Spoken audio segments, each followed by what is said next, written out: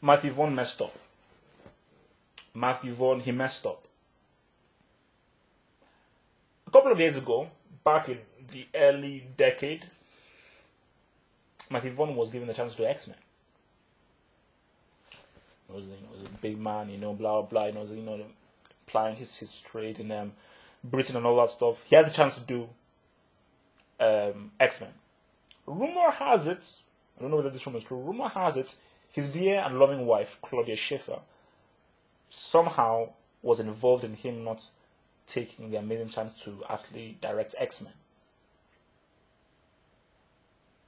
That's what happened.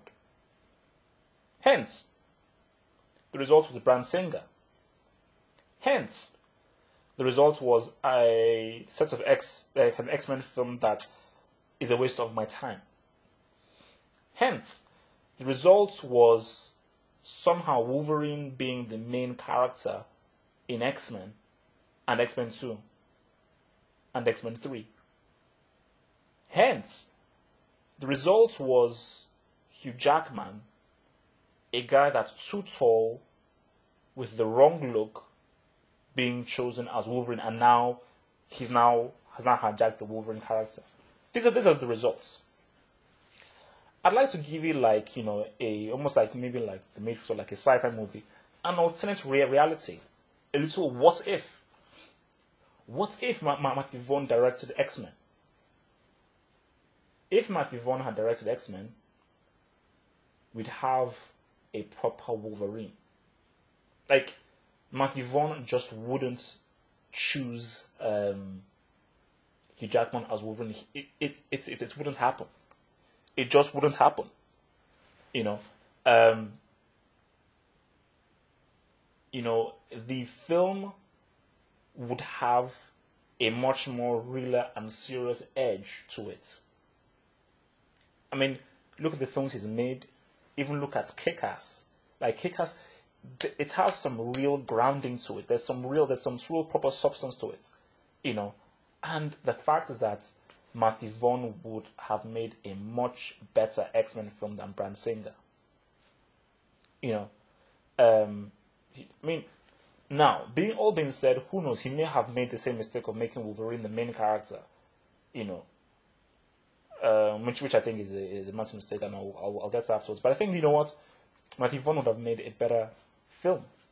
Because, the X-Men film made by Bryan Singer, forget Ratner, forget him. The X-Men films made by Bryan Singer are a waste of my time. I still haven't watched the whole of X-Men 2. Because I don't know. I remember I was in a chap's room, and I watched the very first, the beginning sequence of X-Men 2, and I walked out of the room. I watched the first. No, my mistake. I'm very sorry. I watched the beginning sequence of X-Men 2, then I saw Hugh Jackman with I think it was some kind of like a tuned little wig weave thing on his head called hair. When I saw that, I left the room, and since then I've not watched X-Men 2. You see, for me, that's why when it comes to these comics, and because I told her that I take this stuff very seriously. Okay, I'm not a fanboy.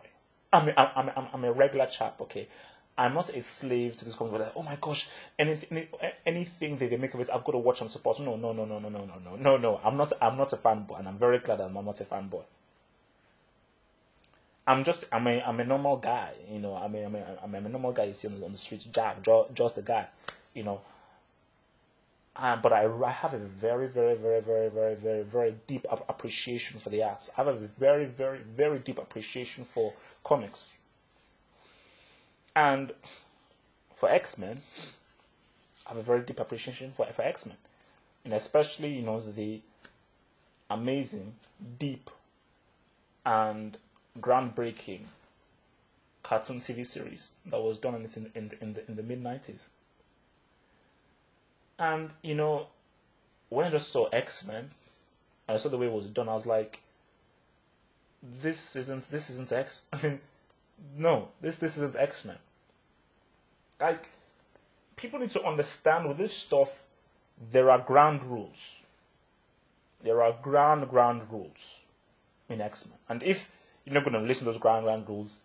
Get the heck out of my sight. You know, that's totally. I'm very, very small when it comes to stuff. If you're not going to listen to the ground rules, get the heck out of my sight. So, Bryan Singer, get the heck out of my sight. Cyclops is the leader of X-Men. Like it or not, leave it or take it, you know, big man, small man, Cyclops is the leader of the X-Men. He's the main guy. He's the main guy. Storm is second in command. That's just the way it is. But in X-Men, you always got the feeling that the focus was on Wolverine. That Wolverine was always the guy that they were really trying to push forward. And Cyclops was just there just to serve Wolverine. He was just there just to serve Wolverine. You know? The whole point of why the Wolverine character works is because you don't see that much of him. He's the outsider. He has nothing. He's nowhere near the leadership at all. You know? But because he's an outsider and because of the kind of man he is and how he's portrayed, he's such an interesting character. Because there's something in us, in all of us, that wants to be against the establishment, that wants to be against, you know, the Boy Scouts and the leader, the Cyclops, you know, and Storm. That's, you know, something else that, you know, wants to be, you know, against, you know, the being the leader, the main guy, you know, that's what wants to be, you know, that's as anti-hero, you know, and, you know, very edgy, you know, something, and that's why people gravitate towards the Wolverine character, you know, and that's why I said that because in films and in all of this stuff, Hugh Jackman is a very good actor. He outacted Bale in Prestige. He's a very good actor. But in this stuff, especially like in comics, man, the look is very important. The look is very important. Hence why people say, have an issue with, like, you know, getting like an African American to be Kingpin. The fact is that Michael Clark Duncan is the only man on earth who has the same physical look as Kingpin and also has acting chops required to actually deliver the character well. Factamundo. For Wolverine, the fact is that when you look at Hugh Jackman, I don't see an outsider. I see a guy who if he's in a party or in a place like that, he'll get most of the woman. That woman would actually like him and love him. So for me, I see as a guy who, like, you know, this guy looks cool. Like, he will be part of them cool crew, you know. So I don't see an outsider from it. So, and a lot of that stuff is like, you know, a lot of the importance of casting is how the person looks. What kind of emotions do you get when you see the person? When I see Hugh Jackman, I don't see any edginess there. I don't see any darkness there. I don't see a guy who is anti-disestablishment and all that kind of stuff. I just see a guy that, yeah, okay, he's a leading man. Hence why, of course, Hugh Jackman would actually work as Cyclops. That's the thing. He'd work a lot better as Cyclops than Wolverine, because he's the way he looks, he's more like that, you know. Because obviously, but then that's things like when you see guys like Jack Nicholson, perfect example, just that he's too old. Dustin Hoffman back in the 70s. When you see that, like, if Dustin Hoffman like grew more muscles, hairier, and all that kind of stuff, that is Wolverine.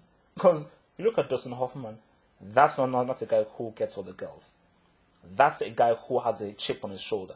That's a guy who has something edgy about him. That's a guy who, you know, he's anti this. You know, he's like, Dustin Hoffman. He's not a leading man. He's the exact opposite of a leading man. You know, that's just the emotion that he gets when you see him.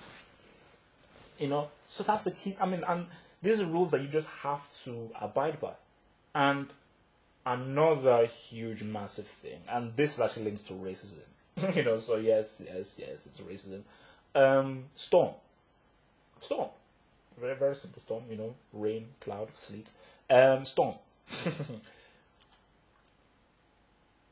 It seems that, during this time now, I mean, it seems that during this time, there's only one black actress that existed.